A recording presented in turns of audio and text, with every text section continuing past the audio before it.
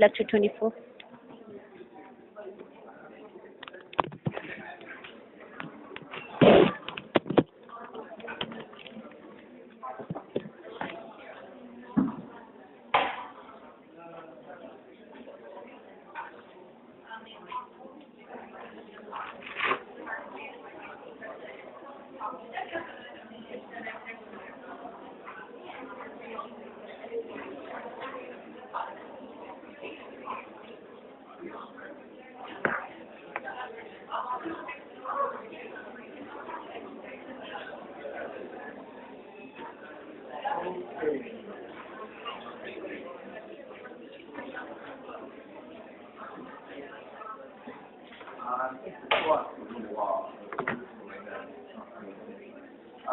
So today we're going to complete the higher functions lecture, lecture 20, and hopefully, or lecture 19, excuse me.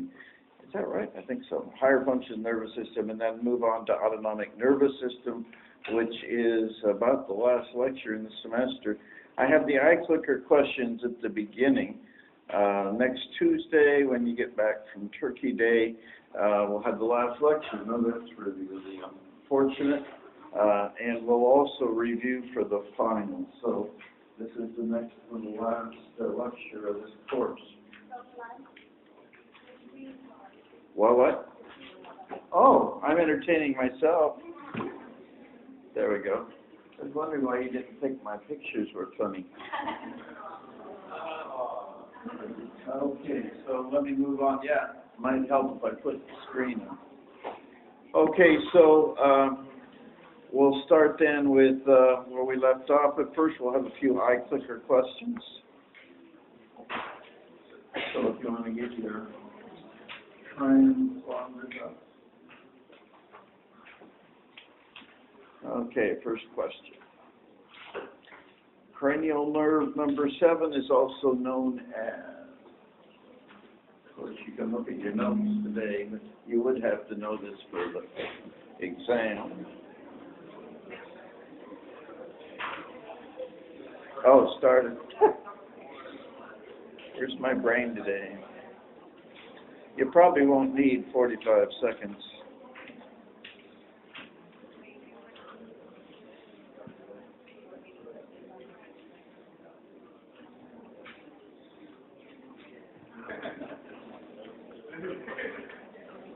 Like you can change answers. I didn't know you could change answers.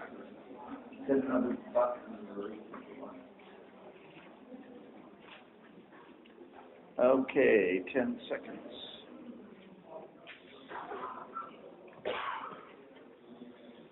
118, that's probably about how many there are here.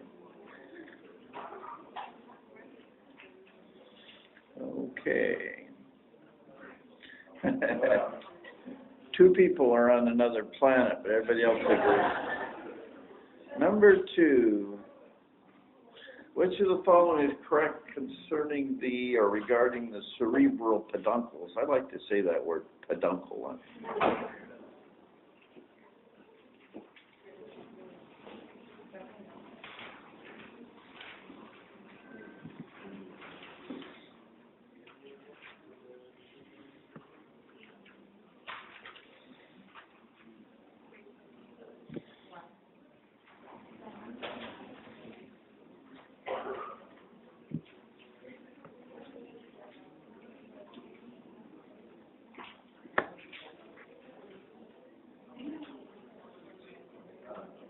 10 seconds.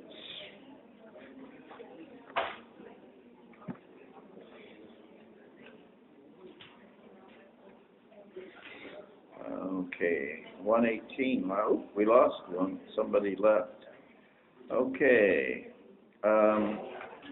Pretty strong consensus that it tracks into and out of the cerebellum. That's true. Going from the pons to the cerebellum. Okay, number 3. Melanin, a hormone which plays a role in diurnal activity patterns, is secreted from where?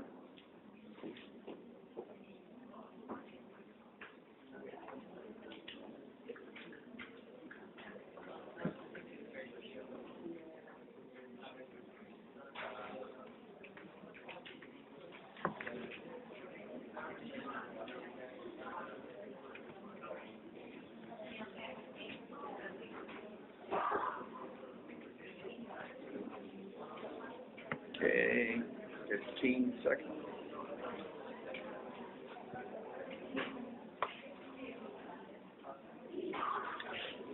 One 17, see if 118 still here. There it is. Okay.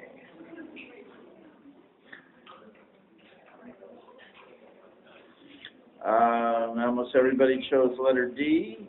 That's pronounced, by the way, pineal, not pineal. Pineal, it's pineal gland, and medical jargon. Number 4. Only 50% of the fibers of this cranial nerve decussate. Sounds like a quiz show.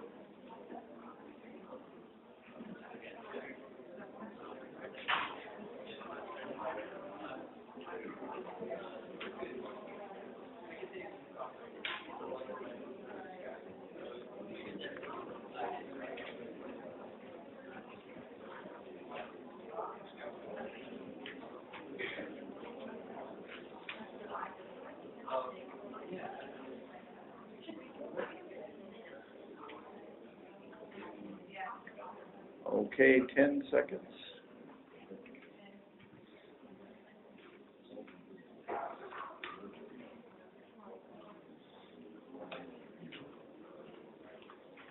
Oh, got 119 now. Yeah, pretty good agreement that it's the optic nerve number 2. That's correct. And the last one, number 5. Which of the following cranial nerves originates from a nuclei within the midbrain? Only 2 come from the midbrain area.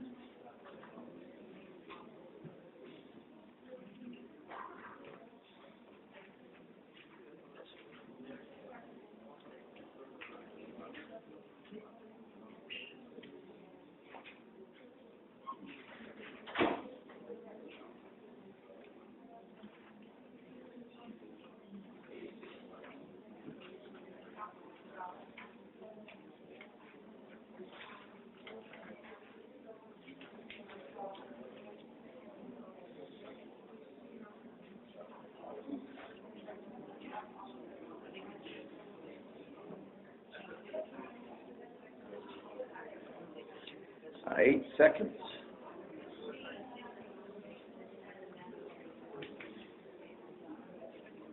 One second. Kind of interesting watching the input come and people gradually switching over to the right answer. But anyway, as you look it up. But what I was, we got staircases. What I'm looking for, got the majority of correct answers, trochlear. That's a difficult question. Okay.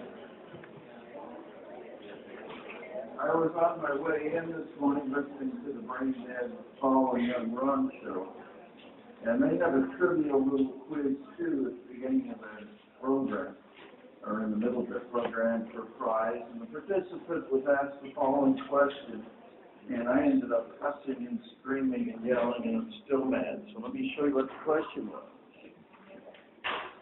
1/4 of the brain controls. How do you answer that question?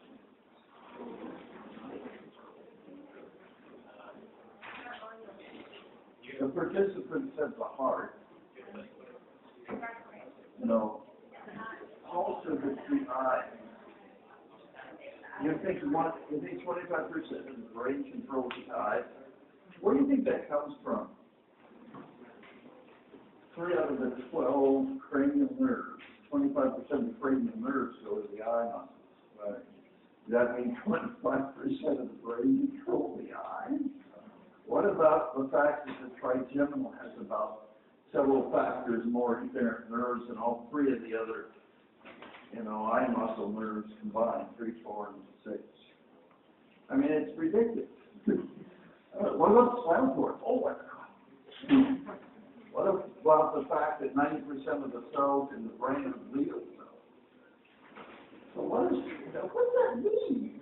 What the fuck?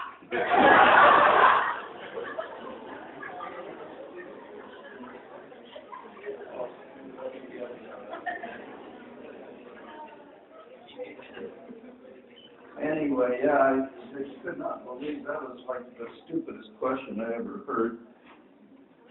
Call one of my friends this morning in a medical school. I said, what do you think 25% of the brain does? And he says control metabolism, which is probably close. There's really nothing. You know, another old wives' story is we only use 10% of the brain. That's not true either. There's so many of these really ignorant things going around. I get really angry when I hear trivia. Anyway, let's move on. One of the really deep stories in neurophysiology is cerebral dominance. We have two hemispheres, and each of them, as we've been discussing, separately receives information, and each of them has the ability to analyze and respond to that information. So it's like we have two separate brains. However, and you've probably heard this kind of mother's tale, but it's true, each of these brains is dominant for one or two functions, as is the usual description is the left hemisphere is dominant for speech, writing, analytical, and computational activities, and they often call the right the non-dominant hemisphere, specializes in artsy stuff, nonverbal stuff, emotional activity, intuitive activity. So you probably heard the saying, oh, he's a left brain person, he's a right brain person. Where did this come from? Well, is this another one of those mother fables, or does it have some basis? Well, anatomically was the first indication we had that the two hemispheres aren't exactly the same. If you examine cross-sections of the brain anatomically, you'll find the left temporal lobe is far larger than the right. So here's the left temporal lobe, and here's the right. PhD stands for planum temporale, not that you care. But part of the temporal lobe is much larger in the left than the right. And as you remember, this is the part that does vocalization. Then some interesting studies were done in which, I don't know who got the idea for this, but they injected into participants sodium mannitol, which is a very short-acting barbiturate, into the left and then the right carotid. And they asked the patient to talk while they were getting this injection. And what they usually did is have them count. So 1, 2, 3, 4, 5, while they're injecting the anesthetic. And if it's injected in the right side of the circulation of the carotid, there's no inner action. There's no change that's observed in speech patterns. But when it's injected into the left carotid, they go 1, 2, 3, 4, and then they stop talking while the barbiturate's acting, and then they pick up right where they left off, 5, 6, 7, 8. So while their brain is anesthetized on that side, there's no speech. So definitely this indicates that some lateralization and activity occurs.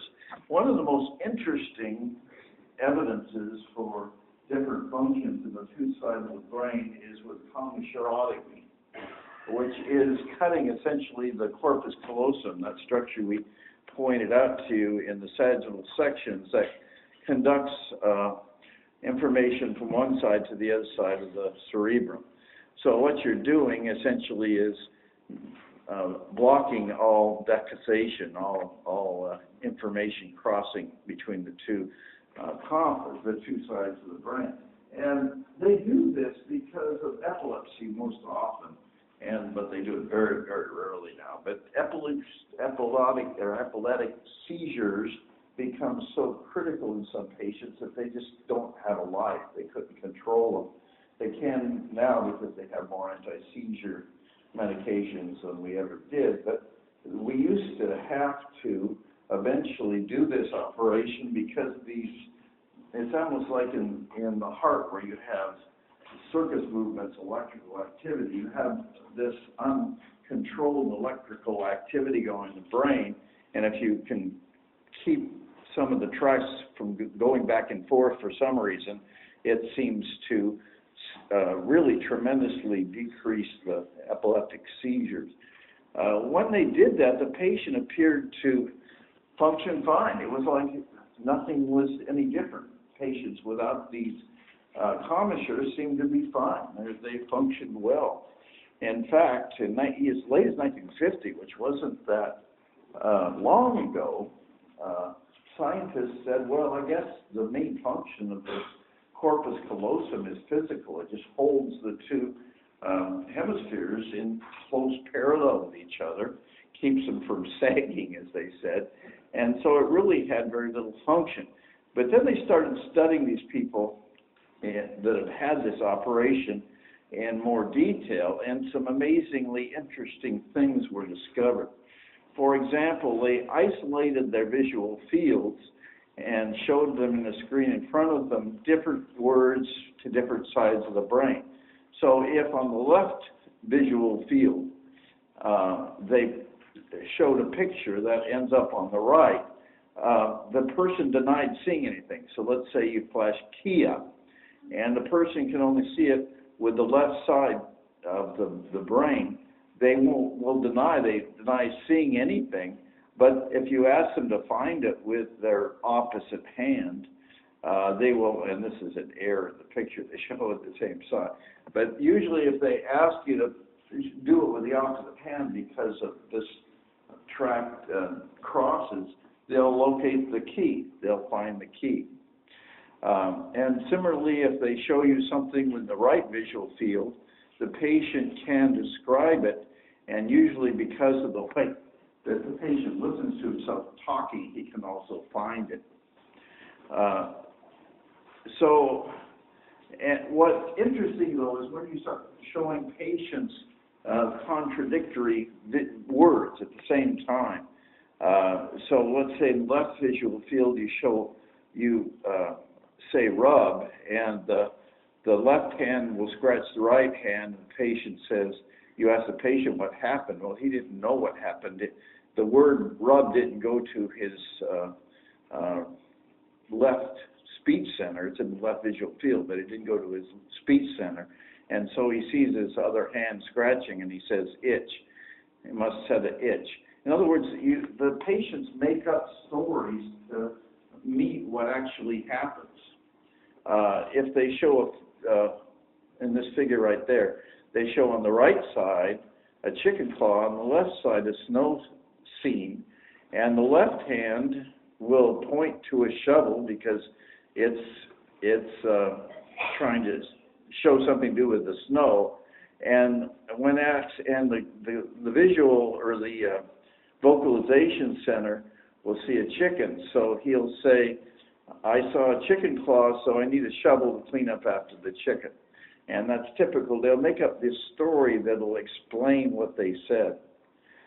This is a picture that is half man and half woman, and when shown to a split-brain person, they'll say that they saw a man, but when asked to point to a similar picture, they'll point to a woman. So anyway, a lot of interesting diversity occurs in these patients.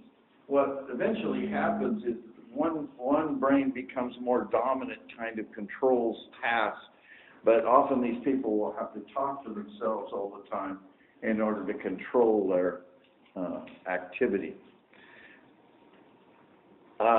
There's a lot of really cool videos on YouTube of these patients, and just for a little bit of entertainment, I thought I'd show you one. I very seldom do this, but this is so entertaining. This is one of these patients, and he's being flashed two words. Okay. And the phone was on the left side, since I don't know what that is. So they asked him to draw what he saw.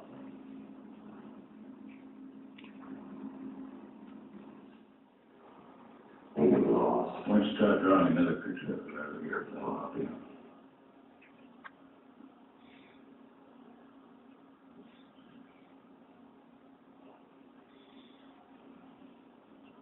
Oh, God. It's almost as though somebody has given him a secret communication. That's how he knows that it's a telephone. But up until then, he was blind. Exactly. When Designer first did this experiment, it instantly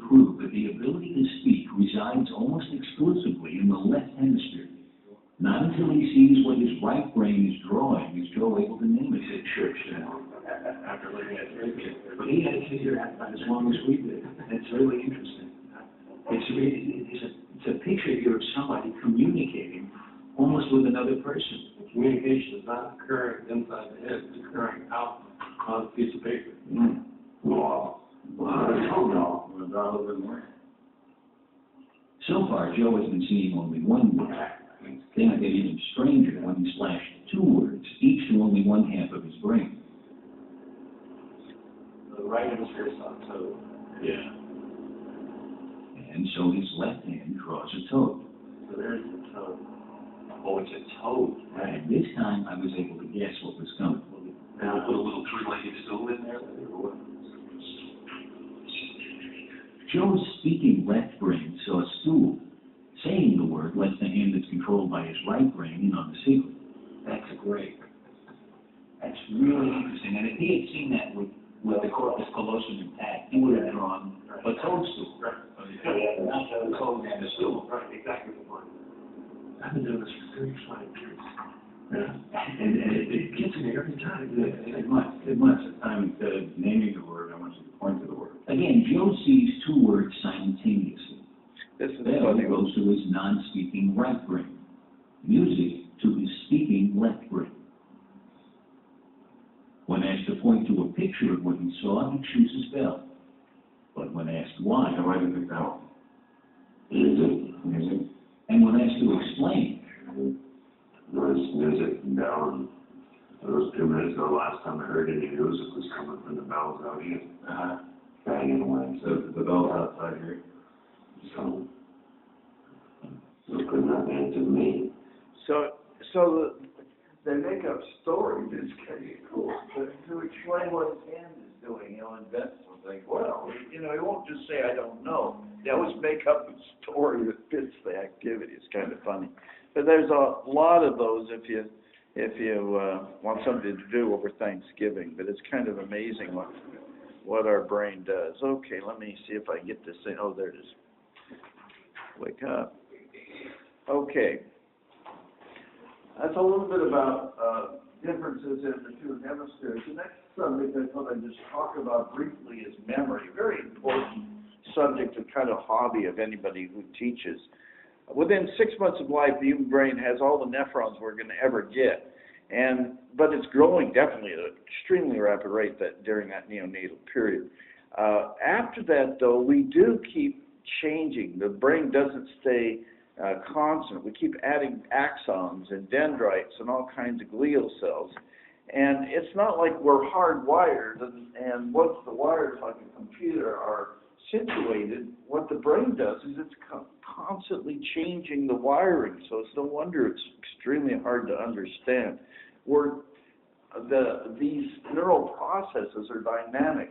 We're constantly adding dendritic processes. We're adding axons, and the axons are connecting to new connections. So, and when some of these are used just really often, then they'll grow and develop. When they're not used, they regress. So we call it neuron plasticity. And this may be a part of what happens in learning. We stabilize useful circuits. We keep using them over and over again until they become fixed, established structures. The other part of the story is we've been trying to do this as we talked about what the different hemispheres do, but the brain is quite modular, like the components of a stereo system, a tuner, an amplifier. It has different parts that work for different things. And each of them can pretty well act independently. In other words, you're sitting here in the lecture, you're probably not listening at all to what I say. You can take notes, you can look at figures up on the screen, you can do everything, but at the same time you could be thinking about lunch or the wonderful time you had last night. So often our brains allow us to go off in several different routes, multitasking, if it were. But all of a sudden, if something is interesting or we need to know something, the frontal lobe will become really active. It's a kind of gating. So axons connect to other axons and depolarize the neighboring axon or hyperpolarize another axon. So we all of a sudden focus our attention on a couple tracks. So we call it gating. and it can promote passage or information going to specific areas instead of having 3 or 4 things going on at the same time. The word Gnostic area is interesting. If you look at anatomy, a neuroanatomy book, and read a lot, it'll be that area I talked about in the parietal lobe that that compares sensory information, tries to compare all types of sensory input. But it's also used, unfortunately, often for, the word means think about or reason based on information. And so it's also used a lot in the frontal lobe for generation of higher information. So unfortunately, it's used in 2 or 3 different texts, and I just threw that in there, or 2 or 3 different functions. But as far as if people ask you where the Gnostic area and what it does is, it's the area in the sensory cortex that combines sensory information classic. Okay, so let's talk a little bit about memory. First of all, categorizing it. We can categorize memory into times, how long it's maintained. For example, or first of all, I guess I had types. So we have procedural and declarative. Declarative is what we're doing usually in a university. We're trying to store information that we can retrieve later and use. Procedural information, more like a tech school, where you learn different processes procedurally, play the piano, use a welding torch, whatever, and train your mind to do this. So one of these is motor information, and the other is knowledge, and both of those we have to store and utilize in our lifetime. We can also categorize memory into time categories. Short-term memory is apparently stored in the anterior part of the frontal lobe, and it's information that's usually used real time.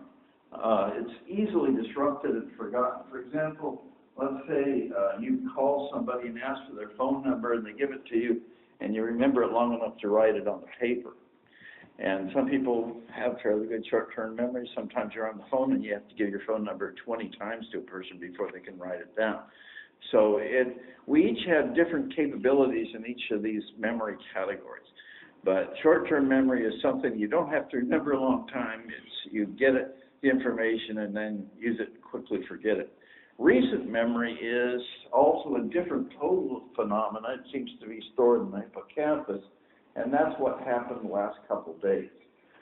Some of us are pretty good in this, some of us aren't. So if I asked you what you ate yesterday for lunch, some of you can immediately say, and some of us, I am clueless. My family sends me to get, well, we used to have videos in a video store, but they used to send me to get a video store and bring back the video I saw yesterday. So some of us can't remember what we did the day before, but we remember really well long-term memory. So each of these seems to have different capacities. Long-term memory comes from repeated use over and over again, and it seems to be stored all over the different hemispheres. It needs hippocampal input, but once it's used over and over again, we seem to scatter that information throughout our hemispheres. And again, emphasizing the fact that we have different capacities, and all of us use them different times of our life.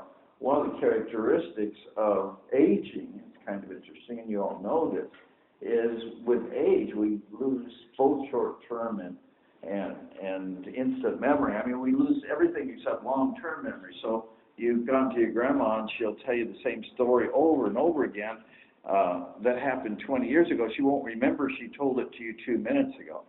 Remember, my dad would tell me things about my friends at school and things that I'd long since forgot. Had a tremendous amount of long-term memory, but short-term memory disappears, which is classic for the aged. In trying to learn more about memory, we sometimes characterize the site which we can't really find, or the change that we can't really measure, as an engram.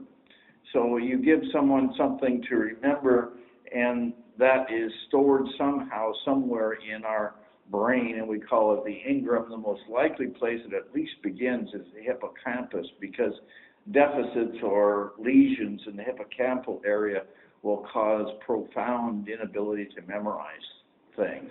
And like I said before, definitely short-term begins there, but it could be that all memory has to go first to the hippocampus before it goes on. And animal studies indicate that the very complex spatial map, for example, birds have, depends on this area. It appears that we store memory in stages, and the initial, very short-term memory seems to not require any protein synthesis. It must be some pathway that's used that can be reutilized shortly thereafter. But if you keep promoting that long-term activity over and over again, that seems to require protein synthesis or some sort of gene interaction or activity. So as you convert long-term memory, short-term memory to long-term memory, it seems to require protein synthesis. And they can prove this by giving blockers of protein synthesis. And some very simple experiments which they used were with Plesia. Plesia is a snail, an invertebrate, and it has a very simple nervous system involving a couple ganglia, so that you could easily study it. And they've got all kinds of plots about its nervous system. And they can show this if they stimulate the tail, the gills will change or withdraw, so they can study a monosynaptic reflex, very simple in this snail. And if they begin first to do the initial stimulation, it takes a while for the withdrawal to occur after the electrical stimulation.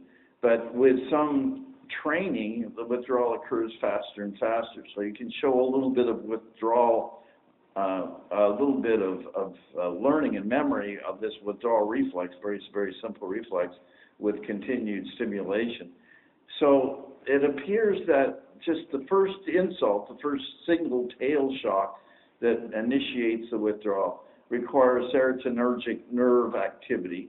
But then if you keep stimulating the tail and get training, some of the things that they've found is you get more cyclic AMP-dependent phosphokinase activity, you get more potassium conductance decreases, and you get which would lead to depolarization, and you get a neuron depolarization, increased sensitivity. So these things cause changes to occur that may stay there for some period of time. So anyway, that shows at least some of the molecular activity that may lead to memory. If you train this Plesia over 1.5 hours, which sounds like a lot of stress to me, to a snail, but he will have the very rapid withdrawal for days or weeks, and this seems to require DNA activity, because if you block protein synthesis, it won't occur. So these type of studies have led scientists to realize, and we're just at the beginning, and we don't understand memory at all, but at least we know that it requires increase in density of dendrites, increased second messenger activity, neurotransmitters released in higher concentrations before the training, and even the cell adhesion molecules, the CAMs that connect the different glial cell populations and so forth, increase in density. So these are some of the studies they found, and definitely there's molecular changes that occur with long-term training. So that's all I want to do on the higher function, just some interesting discussion of some of the things going on in the brain. And I thought I'd begin the lecture on autonomic nervous system, just in case you get bored over Thanksgiving, so you have something else to do. So this is the last subject we'll discuss. It's a critical subject. It plays a big role in control of all organ systems. We're going to do the second semester if you're with us. It's a very critical system in my body, and I haven't had a chance to talk about it, so that's what we'll do in the remaining time we have. And I could do it in one lecture, but if I get some of it done, then I'll have some more time in the last lecture for review or whatever we get into. So I just thought I'd introduce it. The autonomic nervous system regulates glands, smooth muscle, and cardiac muscle. It is a motor system, as I've emphasized before. A lot of controversy about that, but it's clearly defined as such. It does require sensory input. We say the sensory input is somatic, not visceral or autonomic. So there's, and another characteristic of autonomic nervous system is we're not aware of its activity. We call it involuntary. The term autonomic comes from the Greek, which means self-governing. So this is how we regulate a lot of our systems, that such as metabolism, respiration, and heart.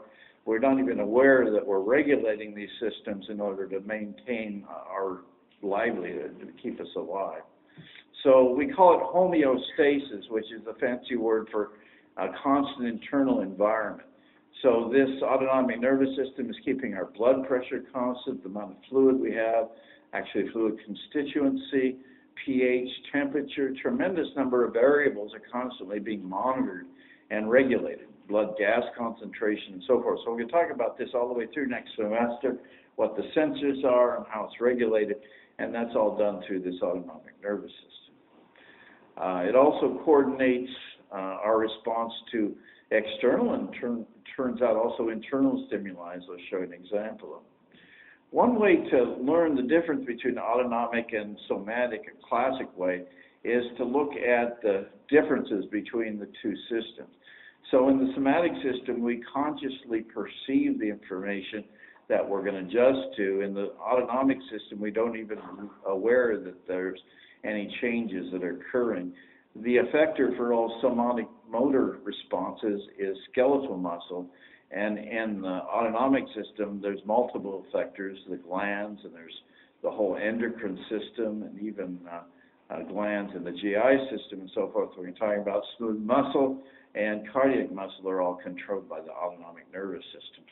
All we can do in the somatic system is turn up gain, excite the skeletal muscle.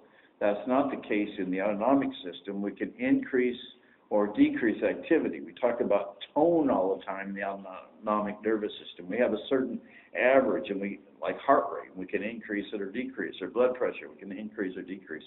So it's like a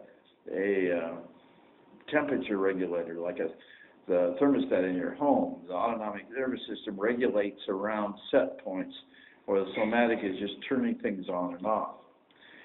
We talked about the lower motor, or the alpha axon, motor axon in the peripheral nervous system. That's the only peripheral nerve in the somatic motor system. In the autonomic system, there's always two neurons in each autonomic nervous system pathway. So there's two peripheral nerves versus one peripheral nerve. Since there's only one peripheral nerve, you don't need a ganglia. A ganglia is a cluster of cell bodies. So you have to have some place for those two nerves to interact, and that is at ganglia. So another difference is autonomic nervous system has these ganglia. I'll show you a figure in just a second to define them, but we define them as paravertebral, peripheral, and terminal. And they're just clusters of cell bodies.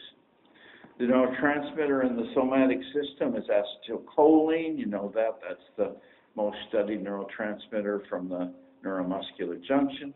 The neurotransmitter in the autonomic nervous system is acetylcholine as well, but also norepinephrine. Many times they act opposite, but not always. The activity of the neurotransmitter is at the neuromuscular junction. It's a distinct structure. There are receptors in specific places, all on the motor end plate, where smooth muscle has the receptors scattered often all over the tissues or in different cells. Totally different organization of the effector. If you denervate the somatic system, of course, those muscles don't work, so they become paralyzed, flaccid paralysis, and then they atrophy. Where what happens in autonomic nervous system, and we do it all the time in order to study a given control system, is if we denervate it, we lose control of that tissue. So, for example, the digestive system, you'll still have peristalsis. You won't have it. The gastrointestinal tract will keep contracting. It just will be, you can't increase it or decrease it. So you lose control instead of become atrophy.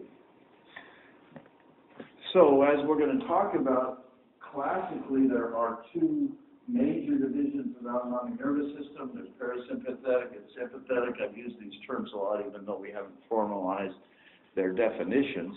But as you know, the sympathetic system is how we control our responses to emergencies or stress, where the parasympathetic system is how we control our day-to-day activities. So it's the primary controller of digestion, where this is how we respond to horrible accidents and things around us. Often these two are antagonistic, but not always. What's not often also included is the enteric system, which definitely isn't part of the somatic system. The enteric system controls the viscera, so it should be part of the autonomic nervous system, and newer texts are placing that. And we're going to talk about it a lot next semester, but this is sometimes called the brain of the drain. It's the nervous system within the GI tract, and there's a whole nerve network within the digestive tract in the one layer of the colon, the small intestine, large intestine, that essentially controls its activity. So we call it the enteric nervous system. It's really a subdivision of the autonomic nervous system. So reflexes also are part of both systems, somatic versus autonomic. And we've talked about reflexes in detail with the somatic system. We have a certain sensor that senses pain or temperature, and that information is conducted up through the dorsal root, and there's the dorsal root ganglia, and the dorsal horn. It's synapses, sometimes with an association neuron, not always, and then the motor output goes out through the ventral horn and leads to some effect, or could be muscle contraction. The autonomic nervous system has the same components. It has a sensory component. It may be pain or stretch in the intestinal tract. It goes through the same posterior horn and has a neuron there. Then could be an association neuron. There's not always. But here's the difference. The efferent arm has a pre- and a postganglionic cell. So it has there's always two neurons. The preganglionic has a synapse and then a postganglionic. So all autonomic reflexes have those same components, and here's a very simple diagram of that. So the preganglionic neurons represented right here. It originates in the